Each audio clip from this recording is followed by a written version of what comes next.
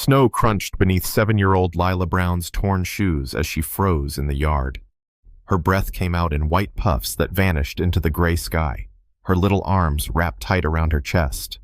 The icy wind cut through her threadbare sweater like knives. She had no gloves, no scarf, just the same faded clothes she had worn since the autumn. Across the yard, her cousin twirled proudly in a brand new pink coat, the fabric shimmering like cotton candy against the stark winter landscape. The coat looked warm, soft, and perfect, and stitched inside the collar, in careful black letters, was a name: Lila Brown. But that new coat was for me, Lila cried, her voice cracking.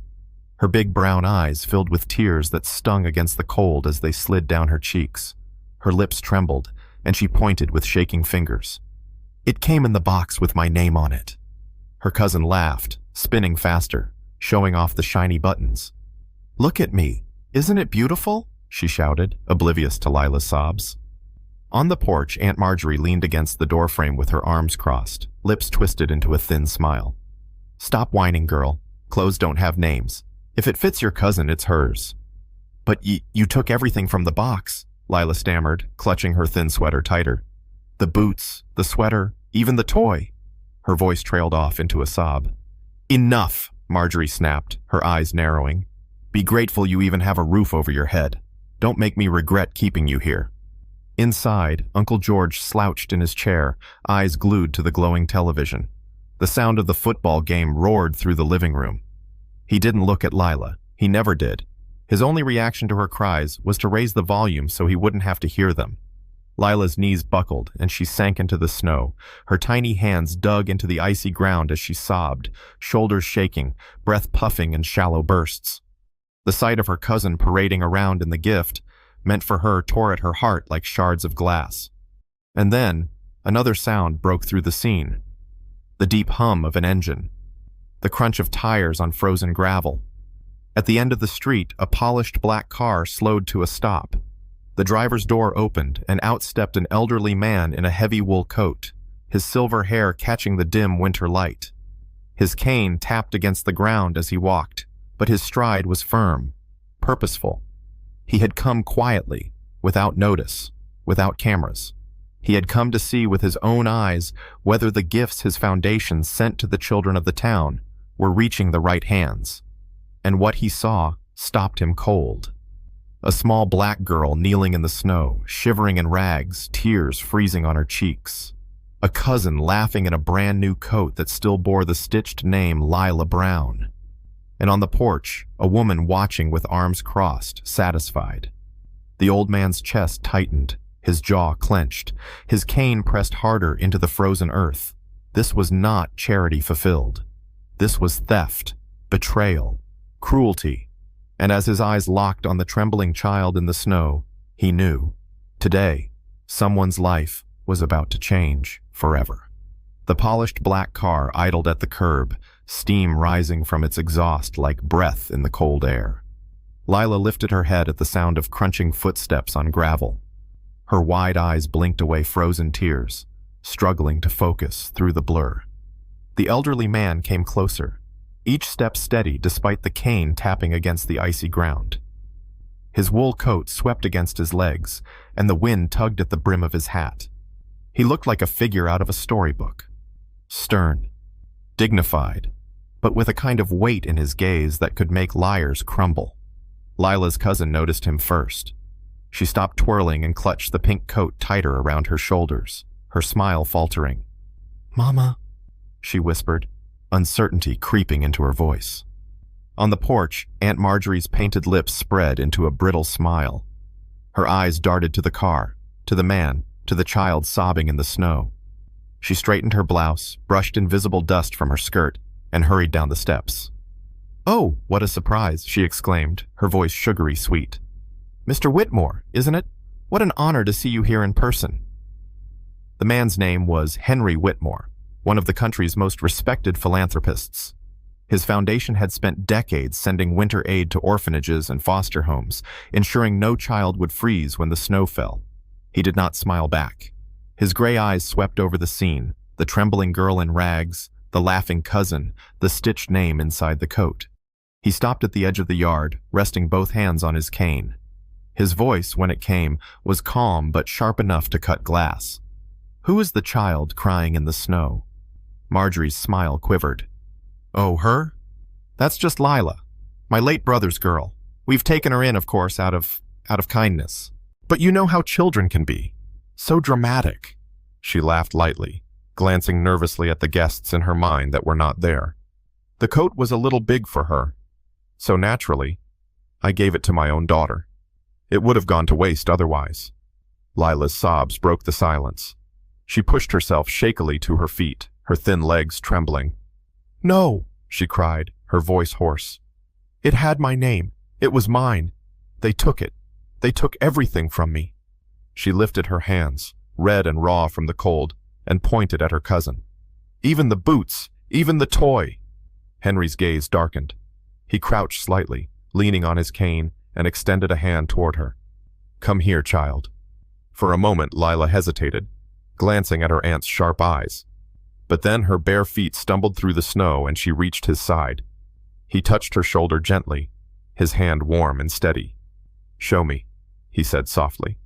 She pointed again, her small finger trembling. "The coat. My name's inside. Look, they didn't even take it out." Henry's cane tapped once on the ground. "Open it," he commanded. The cousin's lip trembled. She looked to her mother for guidance, but Marjorie's face had gone pale. "Now, Mr. Whitmore," she stammered. "Surely this isn't necessary. Children mix things up and—" "Open it." His voice rang like a gavel in a courtroom. Slowly, the cousin unbuttoned the coat and pulled back the collar. There, stitched in neat black thread, were the unmistakable letters, Lila Brown. The silence that followed was heavier than the snow-laden sky above them. Henry straightened, his eyes blazing. "This gift was meant for her. My foundation sent it in good faith, and you dared to strip it from a child in your care." His voice rose, carrying down the street like a storm wind. "This is not charity misplaced. This is theft, cruelty, and I will not allow it." Marjorie's mask cracked.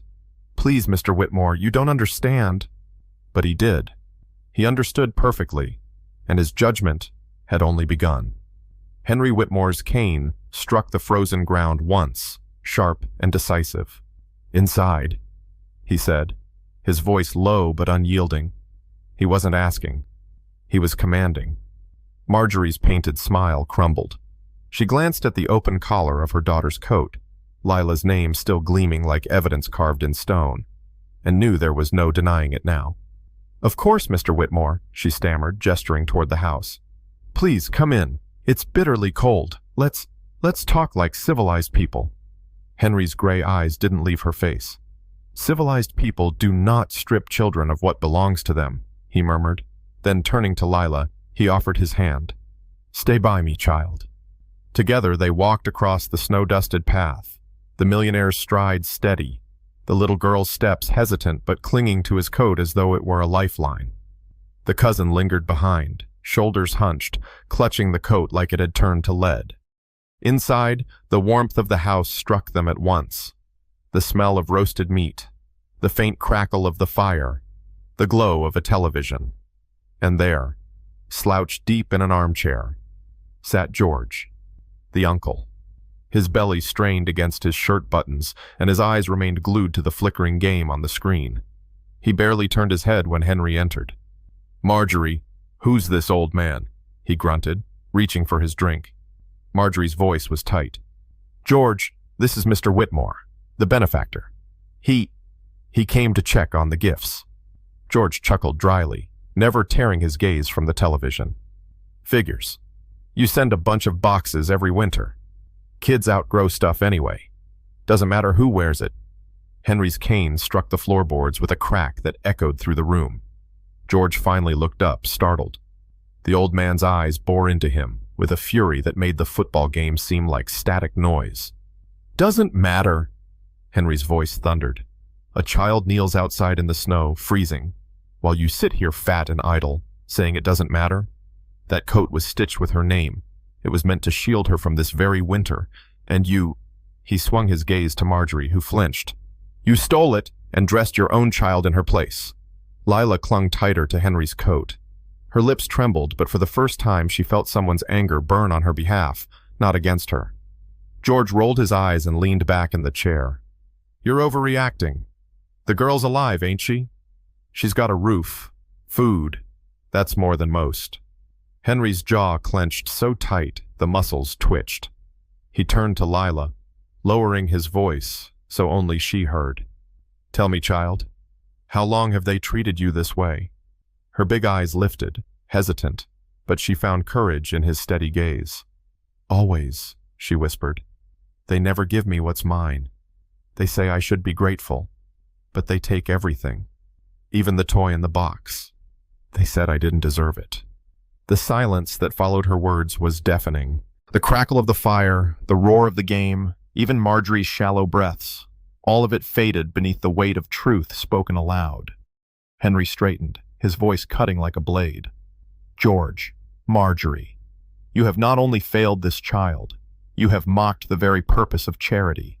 You have spat on generosity, and you have tried to bury her dignity under your greed." Marjorie's hands twisted in her apron. "Please, Mr. Whitmore, it was just a mistake. She's exaggerating. She—" "Enough." The old man's cane slammed once more against the floor. "I have seen enough with my own eyes, and I will not let this continue." George's jaw tightened. "And what are you gonna do, old man? Take her with you?" His tone dripped with mockery, but behind it was the first flicker of unease. Henry leaned forward, his eyes like steel. "If that is what it takes to keep her safe, then yes." Lila's breath caught. Hope, a fragile, trembling thing, flickered in her chest. For the first time, she allowed herself to imagine a life beyond this house. And in that moment, Marjorie and George both realized the balance of power had shifted. The millionaire wasn't just a visitor. He was judgment itself, standing in their living room. Henry Whitmore didn't waste a second. His voice cut through the warm living room like an icy wind. "Bring me the box." Marjorie blinked. "What? What box?" Henry's cane tapped once, steady and deliberate. "The parcel delivered with her name on it. Where is it?" Her throat bobbed as she swallowed. I don't know. It's just packaging. We threw it away." "Liar." His tone was so sharp that Lila flinched, though it wasn't directed at her. "Nothing is ever thrown away so quickly. Show me, or I will find it myself." George shifted uncomfortably in his chair. "Marjorie, it's in the pantry, ain't it?" Her cheeks drained of color. Muttering curses under her breath, she disappeared into the kitchen.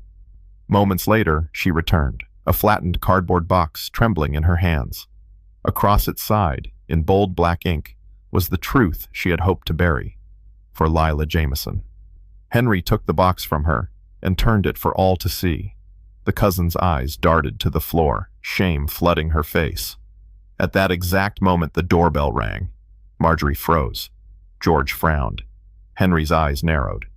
Marjorie forced a shaky smile. "Excuse me, No," Henry said, his cane blocking her path. "I'll answer." He strode to the door, Lila shadowing him like a small bird hiding behind a tree. When he opened it, 3 neighbors stood outside, women from the street who had heard the earlier shouting.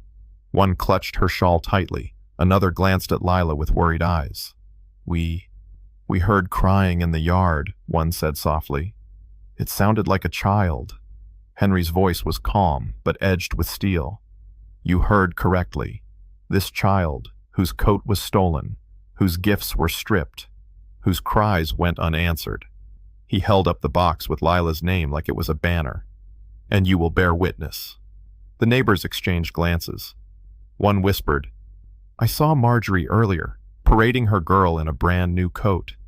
Thought it strange, since we knew the relief parcels had just come." Marjorie's composure cracked. "You busybodies don't understand. It was just one coat. She has others." "She has rags," Henry's voice thundered, "while your daughter flaunts what was hers. Look at her shoes, worn thin, soles nearly split. Look at her hands, red and raw from the cold. And you call yourself a caregiver?" The neighbors stepped fully into the house now, no longer tentative. They looked at George, who shrank into his chair, muttering about minding one's own business. They looked at Marjorie, whose painted lips quivered as the mask of superiority melted away.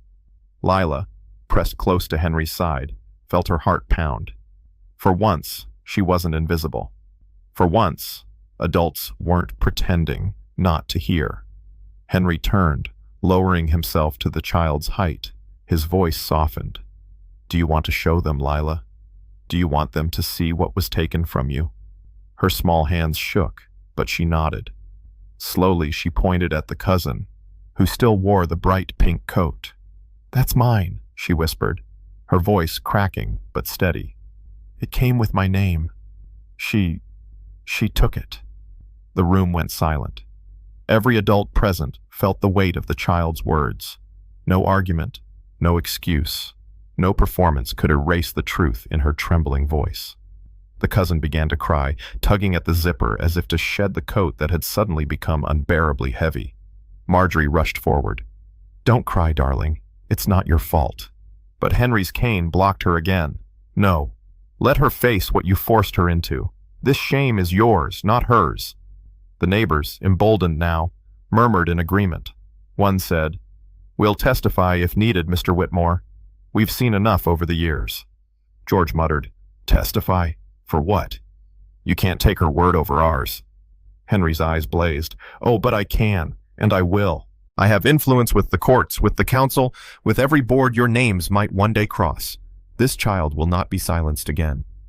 Marjorie's hands flew to her face. "Please don't ruin us. It was just a coat."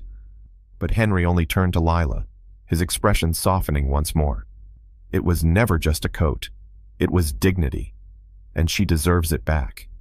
The neighbors nodded, some whispering prayers under their breath, and in that crowded living room, with the fire crackling and the evidence plain for all to see, Marjorie realized she had lost control. Her power, built on lies, vanity, and silence, had finally collapsed under the weight of truth. Word spread quickly down the narrow lane. By the time Henry Whitmore stepped back onto the porch with Lila's tiny hand curled into his, more neighbors had gathered, drawn by the raised voices and the sharp clap of the cane against hardwood floors. The pink coat glowed under the weak winter sun, a blazing symbol of theft. Marjorie tried to salvage her mask. She painted a brittle smile across her face and raised her chin. "Everyone is misunderstanding. We were just sharing. Families share. My niece is always so dramatic." But the murmurs in the crowd told another story. People remembered whispers from the past, times they had heard Lila crying at night, times they had noticed her shoes too thin for the frost, while Marjorie's daughter pranced in something new. Henry lifted the box again, its ink scrawled with undeniable clarity. "For Lila Jamieson." His voice carried across the yard. "Do not let her twist words. This was not sharing. This was theft. This was cruelty hidden beneath false refinement. And today, it ends." George shuffled behind his wife, his hand twitching toward the door as though he might flee. But Henry's glare pinned him in place. "You will not slink away. Not this time." From the crowd, a neighbor named Mrs. Caldwell stepped forward. Her voice was steady. "I saw it myself. The postman brought that package 3 days ago, asked if the Jamieson child lived here. Marjorie signed for it. I saw her name on the slip." Gasps fluttered through the gathering. Marjorie's face drained of its last color. "And today," another neighbor added, "we saw your girl strutting up and down in that coat like it was hers. You laughed about it, Marjorie, said it was a gift from a distant admirer." The lies collapsed in real time. With every witness, with every remembered detail, Marjorie's polished mask cracked further until nothing remained but the sneer of someone cornered. Henry did not shout. His voice dropped low, but it carried a force more terrifying than thunder. "This child was left in your care. Instead of shelter, you gave her scraps. Instead of love, you gave her cruelty. And when kindness came from outside these walls, you stole it from her hands. Do you know what that makes you? Not just negligent, not just unkind. It makes you a parasite on mercy itself." Lila clung to his sleeve, her tears streaking her cheeks. She whispered so only he could hear, "Will they make me give the coat back again? Henry bent down, his voice a steady promise. Never again, my dear. What is yours will remain yours, and you will never be voiceless while I stand. Then, rising to his full height, he addressed the neighbors. Bear witness. I will not simply leave with her. I will pursue this to the full extent of the law. Fraud, neglect, emotional cruelty. I will see papers filed. And when they stand before the court, no glamour or social ties will shield them. George barked out a bitter laugh. You can't ruin us over some trinkets.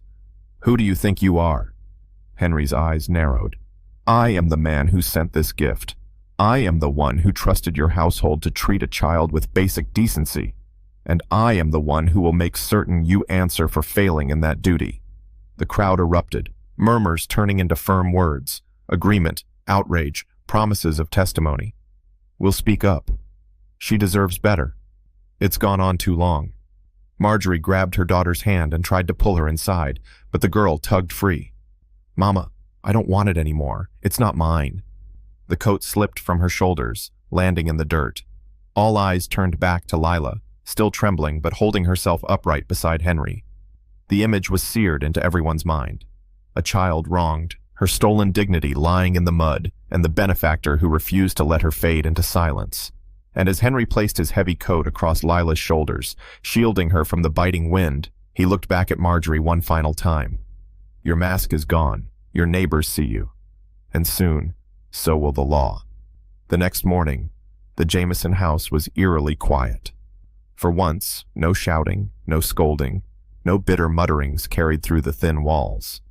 Lila sat curled on the edge of Henry's leather seat, the enormous car humming steadily as it carried her into town. Her small fingers brushed the pink coat on her lap, hers, finally hers, and yet fear still trembled inside her. Henry glanced down.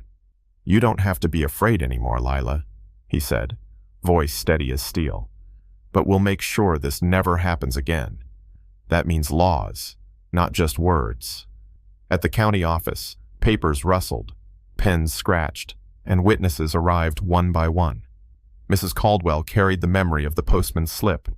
Another neighbor described the laughter at Marjorie's party when the coat had been paraded about.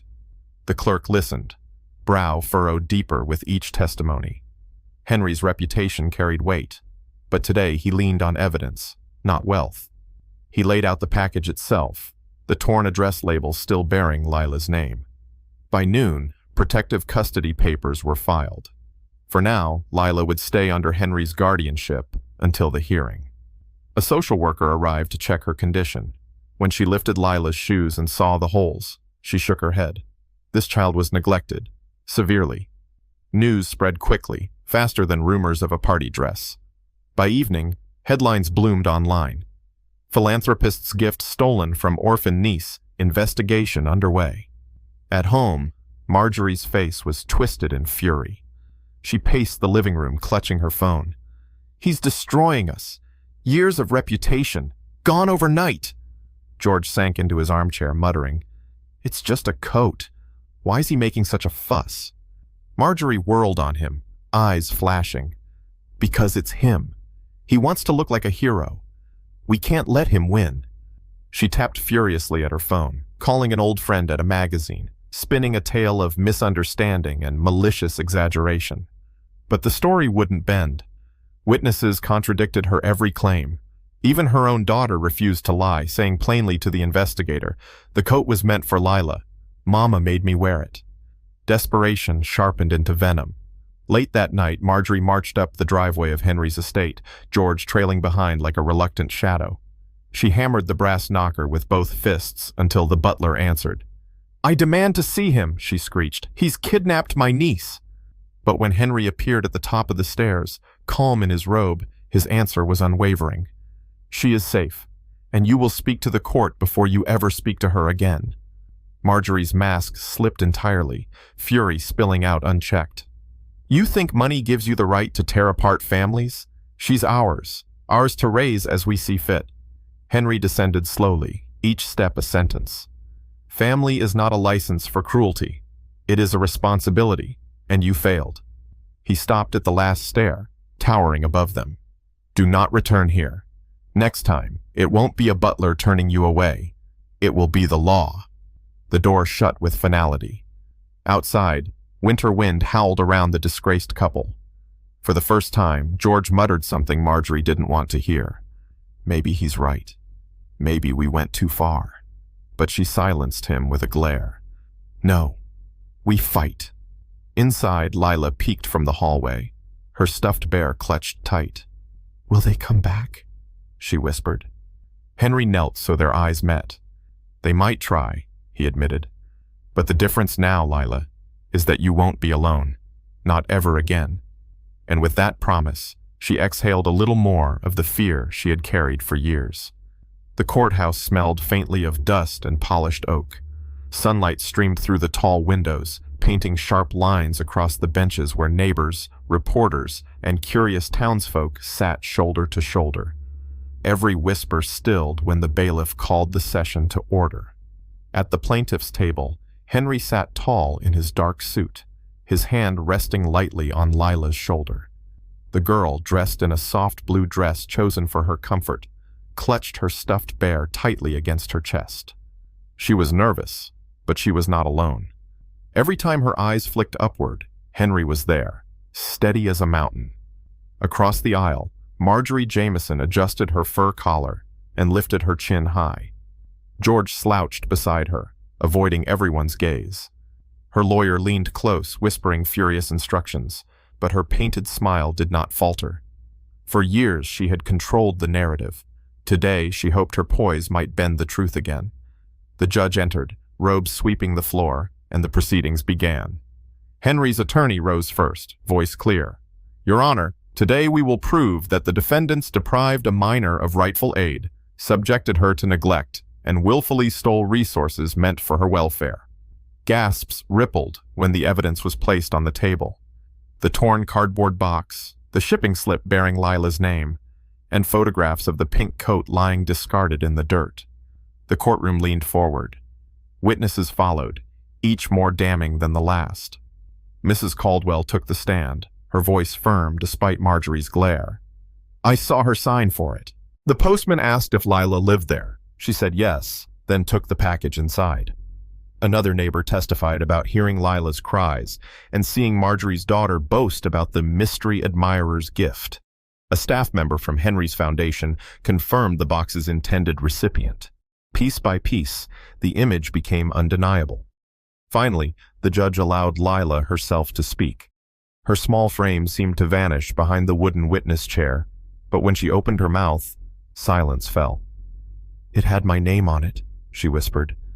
I saw the letters. It said it was mine. But Auntie gave it to Clara. When I cried, she told me to hush. Her fingers twisted the bear's ear. I just wanted to be warm. Henry's chest tightened as he watched her bravery unfold. He did not prompt her, did not interrupt. This was her voice, finally heard by all. Marjorie's lawyer rose in a hasty defense. Your Honor, children often confuse things. The gift was for the family. My client only... But before he could finish, the judge raised a hand. The shipping label leaves no room for confusion, nor do the consistent witness statements. Attempting to discredit a 7-year-old child under these circumstances borders on cruelty. The mask cracked. For the first time, Marjorie's composure slipped, her voice rising shrill. So what if it said her name? She doesn't need fine coats. She should be grateful she has a roof at all. My daughter deserved it more. The room erupted. Reporters scribbled furiously, neighbors shook their heads, and the judge's gavel pounded for order. The damage was done. Marjorie had unmasked herself before everyone. Lila flinched at the sound, but held steady, clutching her bear tighter. Henry bent close and whispered so only she could hear. You've done enough, sweetheart. Justice will finish the rest. The judge leaned forward, voice heavy with authority. This court will reconvene tomorrow to deliver its ruling. But let it be clear, what I've heard today is gravely troubling. As the gavel struck once more, Marjorie's eyes darted wildly, searching for some last shred of control. But it was gone. The neighbors, the press, the law, they had all seen through her. And though the official sentence was yet to come, everyone in that room knew the balance of power had shifted forever. Henry rose, taking Lila's hand once more. As they stepped into the sunlight outside, cameras flashed, but Henry shielded her with his coat. "Almost over," he murmured. "Tomorrow, you'll be free." And for the first time in years, Lila let herself believe it might be true. The courtroom was packed the next morning. A hush spread as the judge entered, carrying a stack of notes thicker than anyone expected. Sunlight poured through the high windows, catching motes of dust that floated like suspended time. Everyone leaned forward, waiting. Having reviewed the evidence, the judge began, and having heard from witnesses both inside and outside the family, this court finds that the defendants, Marjorie and George Jamison, acted with deliberate neglect and misappropriation of aid intended for a minor. The words hung heavy in the air. Lila clutched Henry's hand so tightly her knuckles whitened. Across the aisle, Marjorie stiffened, her painted mask of dignity now just a smear of fear. The judge's voice sharpened. "Marjorie Jamison, your testimony revealed not remorse, but contempt. You not only deprived this child of what was rightfully hers, you mocked the very principle of mercy. This court issues a restraining order effective immediately. You are barred from all contact with Lila Jamison. In addition, charges of fraud and neglect will be filed and pursued by the state." Gasps broke out. Reporters scribbled furiously. George raised his head for the first time, face pale. The judge turned next to Henry. "Mr. Whitmore, your guardianship petition is hereby granted. Effective immediately, Lila Jamison will be placed under your care until a permanent adoption proceeding may be finalized." Lila's eyes widened. She turned to Henry, tears shimmering. "Does that mean I can live with you?" Henry bent down, his voice breaking just slightly. "Yes, sweetheart. From now on, you have a home. My home." The gallery erupted into applause before the gavel restored order. But the air had shifted. Justice had been spoken, and everyone felt it. Outside, the press surged forward, cameras flashing. Marjorie pushed past, face twisted in fury as microphones captured her denials. But her words no longer mattered. The world had seen her cruelty. No headline could rewrite what had unfolded in court. Henry shielded Lila as they reached his car. "Come on," he said softly. "There's something we need to do." Instead of driving to the estate, he took a winding road to the very street where Lila had once shivered in the cold, staring at a stolen coat. Neighbors gathered as the black sedan stopped. From its trunk, Henry's staff carried tools and saplings. At the edge of the Jamison property, where the ground was barren, Henry knelt beside Lila.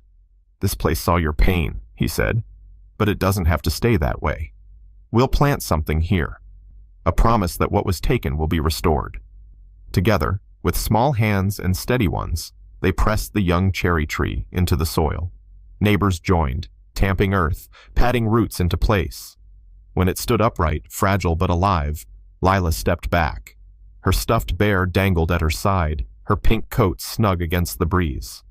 For the first time, her chest rose and fell without fear tightening every breath.